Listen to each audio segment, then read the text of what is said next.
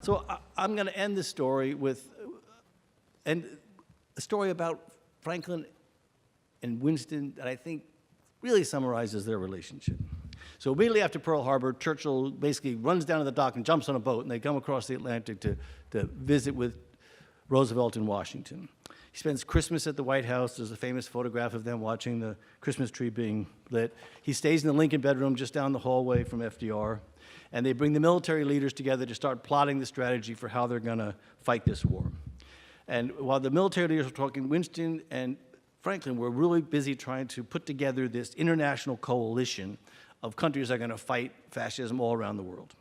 And at first it was called the Associated Powers. But FDR really didn't like that name. Associated Powers, what is that? Then on January 1st, they're going to make the announcement, late in the afternoon on January 1st. They're trying to get the signatures of all the countries.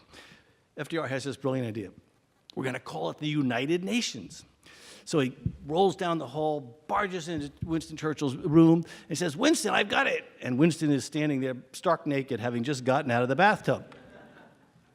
And, FDR is very embarrassed. He starts trying to wheel out, and Churchill says, "The Prime Minister of Great Britain has nothing to hide from the President of the United States."